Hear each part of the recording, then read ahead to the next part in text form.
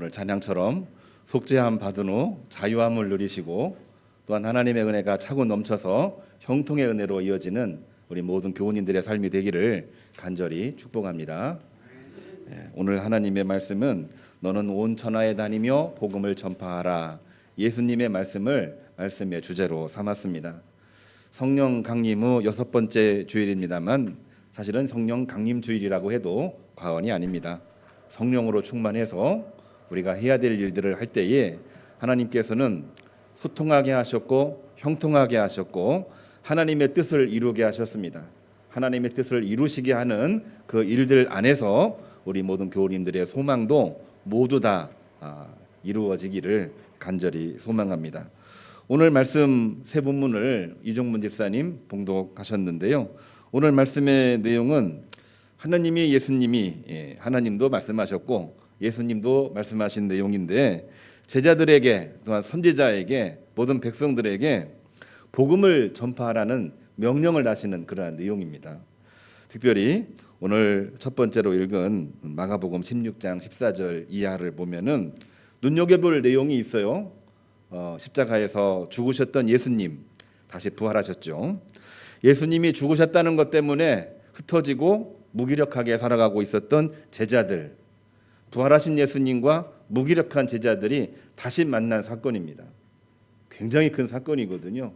예수님의 십자가와 부활 사건도 너무나도 큰 사건이긴 하지만 두 번째 부활 사건이라고 이야기를 하면 예수님이 부활하셨고 부활하신 예수님이 죽으셨다는 것 때문에 도망하고 숨어 있었던 제자들과 만난 것이기 때문에 사실은 두 번째 부활 사건이라고 해도 과언이 아닌 것입니다. 이 만남을 통해서 제자들은 다시 예수님을 따르기 시작을 했고 세상 사람들에게 예수님의 십자가와 부활을 증언하면서 초대교회의 선교 이야기, 우리 사도행전을 초대교회의 선교 이야기라고 표현을 하고 있는데 초대교회 선교 이야기로 이어지고 있는 그러한 내용입니다. 특별히 마가복음 16장 14절 11제자가 음식을 먹을 때 12제자가 아니고 11제자라고 하는 것은 가룟 유다가 거기에 빠져 있기 때문에 11제자입니다. 제자들이 음식을 먹고 있을 때 예수님이 나타나셔서 그들에게 말합니다. 왜 이렇게 믿음이 없느냐? 왜 이렇게 마음이 무디어져 있느냐? 책망하시고 있는 그러한 장면입니다. 우리 속담에 이런 속담이 있죠. 밥 먹을 때에 개도 안 건드린다. 말씀은 잘 안 들어오지만 이런 속담 얘기하면은 귀에 쏙 들어오지 않습니까? 제자들이 밥 먹고 있는데 예수님이 나타나셔서 왜 이렇게 믿음이 없느냐? 왜 이렇게 마음이 무디어져 있느냐? 책망하시는 겁니다. 건드리고 있는 거죠. 우리가 생각해 보면 우리 속담에 비추어 보게 되면 예수님은 참 짓궂으신 분이시구나. 이거를 한 번쯤은 생각해 볼 수 있는 그러한 대목입니다. 그런데 식사할 때 식사 자리를 뒤엎으시면서 예수님께서는 너희는 온 천하에 다니며 복음을 전하라 이 말씀을 하신 것은 굉장히 큰 의미를 담고 있는 거죠. 식탁의 자리를 뒤엎으실 만큼 식탁의 자리에서 아주 중요한 말씀을 하실 것 같은 그러한 내용이 있기 때문에 식사 자리에서 이 말씀을 하신 겁니다. 다시 말씀을 드리면은 이 무기력한 식사 자리를 우리가 매월 첫 주에 하나님으로부터 주님으로부터 받는 성찬의 의미를 받는 것입니다. 이거는 내 몸이다. 생명이다. 생명을 받으라. 이것은 언약의 잔이다. 약속을 가지고 살아왔는데 새로운 약속을 가지고 주님 다시 오시는 그날까지 약속으로 살아라. 그러한 소명과 사명을 주시는 성찬으로 바꿔주신 겁니다. 어떤 내용이냐? 너희는 온 천하에 다니며 복음을 전파하라. 그 말씀을 주셨기 때문이지요. 당시 제자들은 예수님이 죽으셨다는 것 때문에 사실 모두가 다 피해 있었고 숨어 있었습니다. 피난자고 숨어 있는 그들이 삶이 어떻겠습니까? 정말로 무기력하고 무능하다 생각을 하면서 완전히 다 초췌해진 그러한 상황이었습니다. 그때 주님이 나타나셔서 그 식탁에서 뭐라고 말씀을 하시느냐? 믿음을 강조하십니다. 왜 그렇게 믿음이 없느냐? 온 천하에 다니며 복음을 전하라. 이 말씀을 주시는 것은 주님의 몸과 잔을 기억하면서 이 식탁의 자리가 결코 밥만 먹는 자리가 아니라 주님으로부터 말씀을 받는 자리요, 주님으로부터 약속을 받는 자리라고 하는 거 잊지 말아라, 그 말씀을 주신 것이 아니겠습니까? 우리도 주일날 예배 드리고 오찬을 함께 나눕니다. 주일 예배 때 예배 드리고 오찬을 나눈다는 것은 단순히 밥만 먹는 그러한 시간이 아니지요. 주님께서 말씀하신 그 식탁의 자리에 나에게 주신 새로운 생명의 양식이요, 나에게 주신 생명의 약속이라고 하는 사실을 알고 우리 식탁을 나누면서 교제하고 기도하고 우리 성도 간에 큰 은혜가 있기를 간절히 소망을 합니다. 예수님께서는 제자들의 무기력한 삶을, 제자들의 무기력한 식탁을 복음을 전하는 새로운 삶으로 바꾸어 주신 것입니다. 예수님의 행적을 통해서 보면 이렇게 해석할 수 있는 부분이 있는데요. 이러한 주님의 명령은 식탁에서 끝나는 것이 결코 아닙니다. 오늘 말씀 두 개의 말씀을 더 읽었죠. 요나서 4장 5절 말씀을 보면은 하나님이, 예수님은 식탁을 엎으셨는데요, 하나님은 집을 허물어 버리십니다. 우리가 살고 있는 집을 허물어 버리셔요. 요나에게 아수르의 수도 니누웨에 가서 복음을 전하라고 했는데 요나는 거부하고 도망을 했지요. 니누웨는 이스라엘의 원수였습니다. 북이스라엘을 멸망시킨 그러한 나라입니다. 불순종이 많고 우상 숭배가 많은 곳에 왜 복음을 전한다는 말입니까? 라고 생각을 하면서 다시스로 도망을 갔는데 하나님은 풍랑을 보내시고 바다에 빠뜨리게 하시고 물고기를 통해서 요나를 다시 살려주시고 니느웨 성으로 가서 복음을 전하게 하셨는데 복음을 그때까지도 전하기 싫어했어요. 그렇지만 하나님의 명령이기 때문에 회개하라, 회개하지 않으면 너희들에게 하나님의 진노가 임해서 니느웨 성은 패망하게 될 것이다. 물론 얼마 지나지 않아서 니느웨 성은 패망을 했습니다. 자, 그럴 때에 거기에 있던 모든 아수르의 백성들이 왕을 중심으로 회개하고 돌아왔어요. 요나는 마음속에 너무나도 놀라운 이 심리가 교차하고 있었습니다. 정말로 미운데 복음을 전했거든요. 하나님 명령이니까. 그런데 미웠던 그 사람들이 회개하고 돌아오니까 기분이 좋아야 되는데 더 기분이 나쁜 거예요. 이상하지요? 우리도 오늘날 신앙생활을 하면서 누군가에게 복음을 전해야 되는데 복음 전하는 일을 주저하는 이유 중에 하나가 뭡니까? 저 사람들에게 전해봤자 또 뿐만이 아니라 복음 전해서 만약에 교회에 나온다고 한다면 그 사람이 과연 어떻게 될까? 내가 싫은 거예요. 그러한 마음이 존재할 수도 있는데 그건 요나의 마음이었고 인간의 마음이었고 우리 인간의 얄팍한 마음이라고 표현할 수가 있는 거죠. 하나님은 그렇지 않습니다. 하나님은 요나에게 그래도 복음을 전해라 이렇게 말씀을 해주시고 있는데 그거를 깨닫게 해주시는 말씀이 오늘 이종문 집사님이 읽은 하나님의 말씀이에요. 이스라엘 백성이, 니느웨 백성들이 그 말씀을 듣고 잘 회개하고 돌아오는가를 이 요나가 이 집을 져놓고 이제 관찰을 하고 있는 겁니다. 오늘 본문 내용이 바로 그런 거예요. 4장 5절입니다. 요나가 성읍에 나가서 성읍 동쪽에 앉아 거기서 자기를 위하여 초막을 짓고 집을 졌다는 얘기죠. 그 성읍에 무슨 일이 일어나는가를 보려고 그늘 아래에 앉았더라 그렇게 얘기하고 있습니다. 잘 회개하나 잘 돌아오나 이거를 지켜보고 있는데 하나님께서 그 요나를 보시고 박농쿨을 자라게 하셔서 그늘을 만들어 주십니다. 그러니까 너무나도 좋은 거예요. 은혜를 받은 거죠. 근데 그거를 계속 지켜보고 있는데 그 말씀 보게 되면은 마음 지루함이 생기게 되고 그거를 볼 때에 마음이 영 불편한 겁니다. 진짜 돌아오면 어떡하지? 하나님께서 뭐라고 하시냐면은요. 벌레를 예비하사 7절을 보면은 박농쿨을 갉아먹게 하셔서 그늘을 다 없애버렸습니다. 그늘을 없애버리니까 갑자기 햇빛이 나오더니 덥기도 하고 지루하기도 하고 짜증나기도 하고 막 불평을 해요. 이게 뭐야 이거? 내가 복음을 전했는데 저들은 지금 돌아오는지 안 돌아오는지도 모르겠고 나만 피곤하고 나만 지금 헛고생하고 있는 거 아니야? 그런 마음을 품고 있을 때에 하나님께서 요나에게 하시는 말씀입니다. 굉장히 중요한 말씀이시죠. 10절입니다. 내가 수고도 아니했고 재배를 직접 한 것도 아니고 하룻밤에 났다가 하룻밤에 말라버린 이 박농쿨 이거를 매우 귀중하게 아끼고 있는데 하물며 이 큰 성읍 니느웨는 하나님이 말씀하시는 내용입니다. 좌우를 분별하지 못하는 자가 12만 명이요 가축도 많이 있는데 내가 이것을 어찌 아끼지 않을 수가 있겠느냐 하시면서 이 니느웨가 이방인이고 이스라엘의 원수이긴 하지만 그러나 그들도 내 백성이다. 그들에게 복음을 전해라 하면서 이 요나에게 복음을 전하라고 하는 말씀을 주시고 있는 그러한 내용입니다. 우리가 앞서 이야기한 예수님이 제자들에게 말씀하신 내용은 식탁을 뒤엎으시면서 하신 내용인데요. 요나에게 하는 그 이야기를 보게 되면은 집을 허물면서 말씀을 주신 내용이죠. 상당히 의미심장한 내용입니다. 근데 이것으로 끝나지 않습니다. 세 번째로 읽은 말씀을 보면은요. 사도행전 28장 18절인데요. 바울은 이렇게 고백을 하고 있습니다. 하나님은 바울의 식탁만 깬 것이 아닙니다.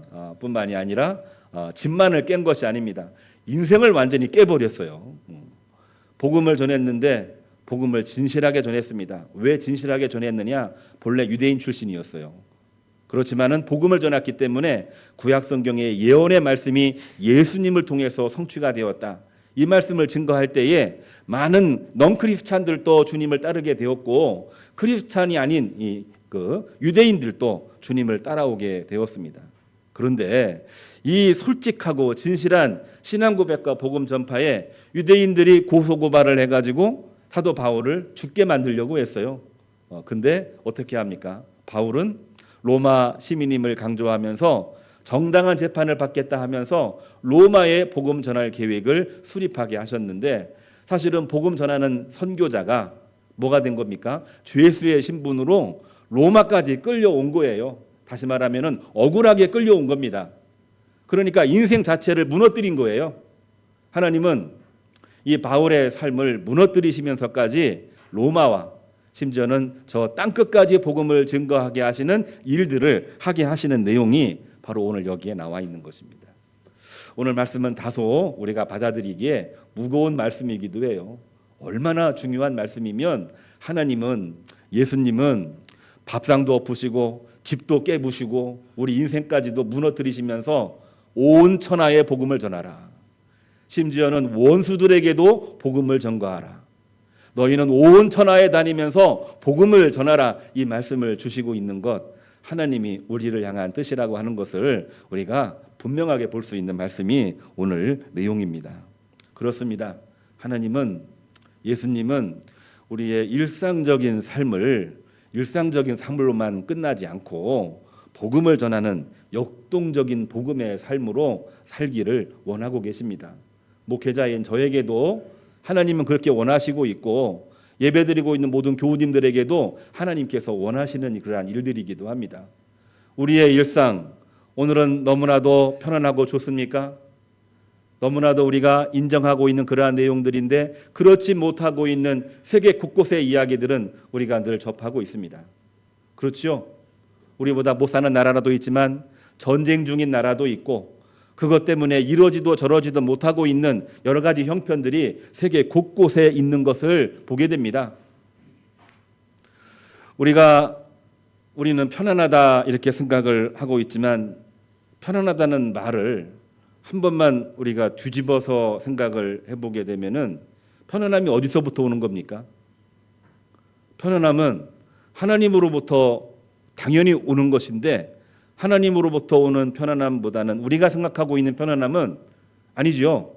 세상 권력과 세상의 물질로부터 오는 편안함입니다. 다시 말해서 문명과 물질로부터 오는 편안함이죠. 우리 한국 사회가 정말 큰 변화와 발전을 통해서 세계에서 제일 가는 문명 문화를 이룬 것이 한국 사회 아닙니까? 그렇죠. 그런데 편안함을 누리고 있는 그 말을 뒤집어서 이야기를 해보게 되면은 그 말 속에는 뭐가 들어있냐면요. 권력과 만문, 물질을 사모하는 그 마음이 그 안에 들어있다는 것을 우리는 동전의 양면처럼 분명하게 볼 수 있는 눈이 우리에게 필요합니다. 우리 인정 못하나요? 우리가 편안하고 이렇게 잘 살고 있는 그러한 모습은 권력과 물질 문명이 가져다주는 것이기 때문에 그 안에 있는 신이 우리들 마음속에 존재하고 있다는 것을 우리가 인정할 필요가 있다라고 하는 것입니다. 그러는 중에 교회는 점점점 침체해졌습니다. 왜 침체해졌느냐? 교회가 권력과 만몬의 위력에 승복하듯, 야, 그게 바로 신이야? 하나님은 잘 모르겠어? 하면서 점점 무력해지고 있는 모습이 저는 오늘날 한국교회와 우리 한국교회 성도들의 모습이라, 또 저의 모습이라고 이렇게 한번 생각을 해보게 됩니다. 그거를 방어하기라도 하듯 우리는 또 이런 생각을 하기도 합니다. 나는 구원받은 사람이다. 나는 구원받은 사람이고 그 누군가는 구원받지 못한 사람이다라고 하면서 정죄하고 차별하고 심판, 정죄하는 이야기들이 우리들 마음 한켠에 존재하고 있습니다. 없나요? 반대의 경우도 있습니다. 어떤 경우냐면은 교회의 무력감과 무능함을 탓하면서 한없이 가슴을 치면서 눈물을 흘리며 오늘을 살고 있는, 교회가 왜 이렇게 무력하지? 왜 이렇게 성도들의 삶이 그렇게 의미가 없는 거지? 왜 나에게는 물질 이 혜택이 자꾸 줄어드는 거지? 라고 생각을 하면서 교회와 하나님이 우리에게 주신 소명과 사명을 점점 잃어버리고 있는 시대가 오늘의 시대가 되는 것입니다. 우리는 부정한다고 이야기를 하지만 우리들 마음속에 보이지 않는 가운데 심리적으로 작용되고 있는 그러한 이야기가 우리들 앞에 존재하고 있는 거죠. 한국교회가 발전을 했지만 침체하는 이유가 바로 이것이 아니고 무엇이라는 말입니까? 성도 여러분, 교회가 권력, 만몬주의, 물질의 신, 여기에 집착하는 한 교회에는 더 이상 구원의 사건, 교회에는 더 이상 생명의 사건이 일어나지 않습니다. 구원이라 생명이라 말을 하고 있지만은 실제로 일어나지 않는 것입니다. 그거를 방어하기 위해서 우리들 마음속에는 의로움이라는 것을 무장을 해가지고 살고 있지만 아무런 도움되지 않습니다. 그렇게 되면 안 되는데 라고 하면서 가만히 있다가 패배감에 젖어 있는 것도 사실은 아무런 도움이 되지를 않습니다. 우리가 정말로 믿음으로 승리하고 믿음의 사건의 주인공이 되고 하나님이 성경을 통해서 말씀하신 기적, 역사, 그리고 놀라운 번성, 형통이 이루어지려면은 믿음의 사건이 우리 앞에 존재해야 되는 것입니다. 믿음의 사건은 어떻게 이루어지는 것일까요?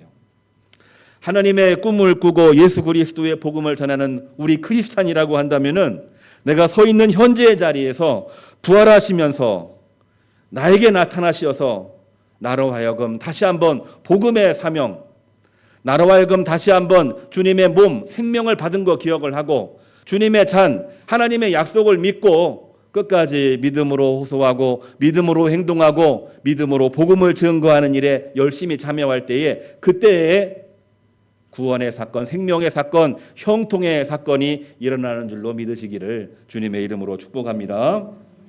오늘 말씀 마가복음 16장 17절의 말씀은 이러한 내용을 설명해 주시고 있는 내용이 예수님 말씀으로 나오고 있습니다. 이 새로운 만남이죠. 부활하신 예수님과 예수님을 다시 만난 제자들의 만남, 놀라운 만남입니다. 이 만남을 통해서 주님은 말씀하고 계셔요. 믿는 사람들에게는 아까 믿음의 사건이라고 얘기했잖아요. 믿는 사람들에게는 표적이 따를 것인데 심지어는 독을 마신다 해도 절대로 해를 입지 않을 것이고 환자에게 손을 얹고 기도하면 그가 나을 것이다. 그 이외에도 믿음으로 행동을 하면 믿음의 열매가 그 안에 있을 것이다.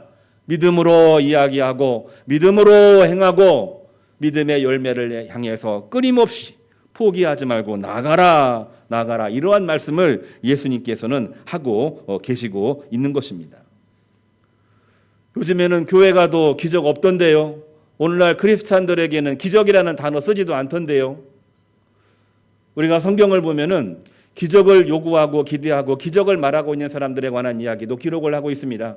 누가 요구했냐면은 바리새인들, 유대인들이 예수님에게 요구를 했죠. 네가 정말로 예수냐?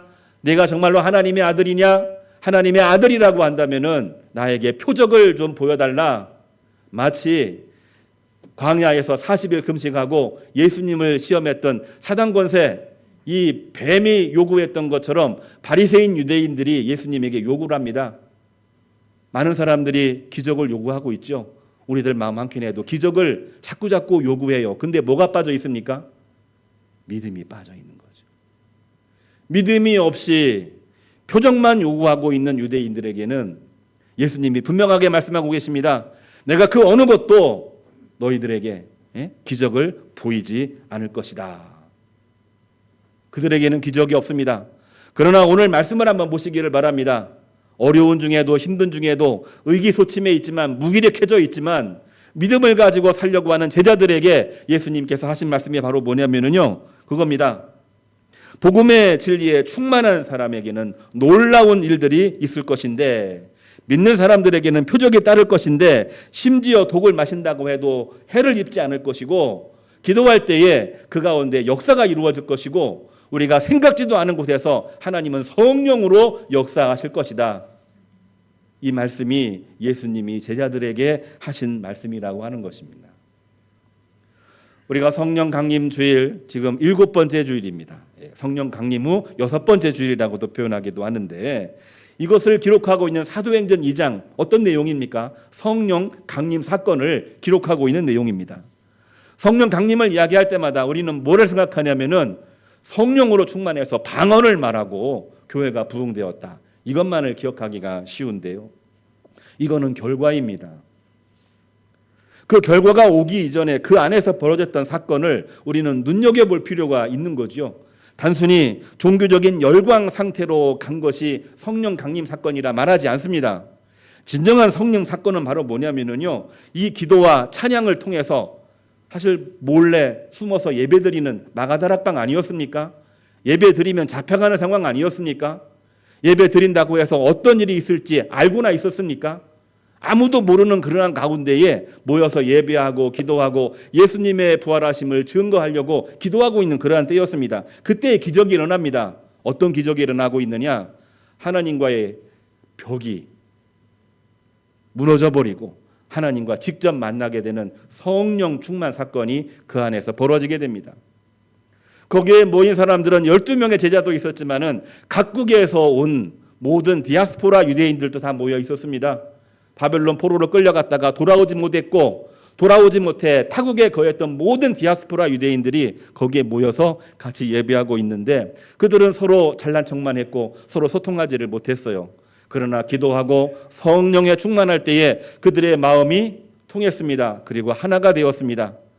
그리고 하나가 되었을 때에 그들은 분명하게 이야기를 합니다. 성령으로 충만하여 예루살렘과 온 유대와 사마리아와 땅끝까지 이르러 복음의 증인이 되리라. 이 말씀을 고백을 하면서 복음을 전하는 사도로 변하게 된 것이 사도행전 2장에 나와 있는 중요한 내용이 되는 것입니다.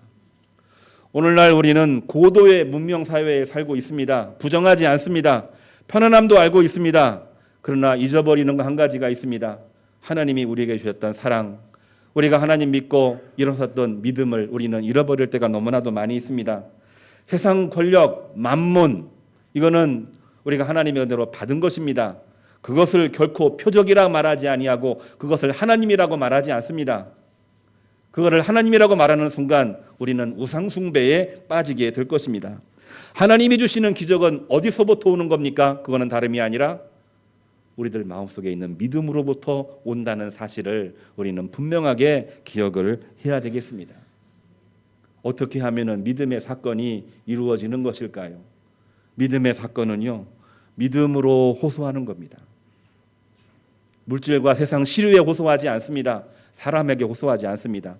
믿음으로 호소하는 겁니다. 믿음으로 행하는 겁니다. 앞이 안 보여도 또 상황이 안 돼도 믿음으로 손을 내밀고 믿음으로 한 발자국 나가고 믿음으로 움직이는 겁니다. 뿐만이 아니라 믿음으로 열매를 맺는 겁니다. 그게 바로 믿음의 열매이고 그거를 우리는 성령의 열매라고 이야기를 합니다. 거기에서 열매가 맺혀지면은 물질, 거기에서 열매가 맺혀지면은 하나님이 예비하신 세상의 놀라운 복들도 함께 더불어 오는 결과가 되는 것입니다. 그런데 그거를 빼놓고 우리가 세상 물질, 권력 여기에만 집착하고 있고 그것 때문에 실족하고 있다고 한다면은 우리에게는 기적이 없는 거지요. 우리들에게 중요한 것은 믿음입니다. 그 믿음을 하나님께서는 요나에게 분명하게 말씀해 주셨고, 하나님은 예수님을 통해서 그 말씀을 우리에게 해주셨고, 사도 바울은 그 내용을 가지고 로마에 압송된 가운데에서도 거기에 있던 유대인들과 로마 시민들에게 복음을 전했던 주된 내용이 오늘 말씀으로 나와 있는 것입니다. 믿음은 무엇입니까? 믿음은 오직 주님만을 바라보면서 교회에 모여서 배우는 일을 열심히 하는 겁니다. 그리고 나가서 증거하는 일들을 열심히 하는 것입니다. 생업에도 열심히 하고 사람들 만나는 일들도 열심히 하고 내가 받은 은혜의 기쁨을 내가 누리면서 내 옆에 있는 동료, 친척, 이웃들에게 그 기쁨을 함께 나누는 겁니다. 교회에 나오라고 이야기하지 않아도 그 기쁨에 대한 궁금증이 생기면서 모여들었던 것이 초대교회입니다. 우리가 초대교회를 전도 열심히 해가지고 초대교회가 3,000명 되었더라, 그런 기록 성경에 없습니다. 복음 전한 내용이 없어요. 이 사도행전에 나와 있는 초대교회 모습을 보게 되면은 예배하고 기도하고 떡을 떼었더니 기쁨이 충만했고, 그 기쁨을 보고 사람들이 자발적으로 모여서 3,000명이 된 겁니다. 너무나도 기뻐서 세례를 받고 새로운 삶으로 변화된 겁니다. 오늘날과 같이 전도해라, 전도지 이거 굉장히 중요합니다만은 그것으로 된 거는 아닙니다. 정말 우리에게 중요한 것은 과연 뭘까요? 믿음에 호소하고 믿음으로 행하고 믿음으로 열매를 맺는 믿음의 사건이 우리들에게 중요한 것이라 저는 고백하면서 오늘 말씀을 마치려고 합니다. 우리에게 힘은 나의 힘이 되신 여호와 하나님이십니다. 나에게 힘은 우리에게 생명을 불어넣어 주시고 은혜를 베풀어 주신 예수 그리스도의 복음입니다. 파송 찬양 나의 힘이 되신 여호와여 함께 부르겠습니다.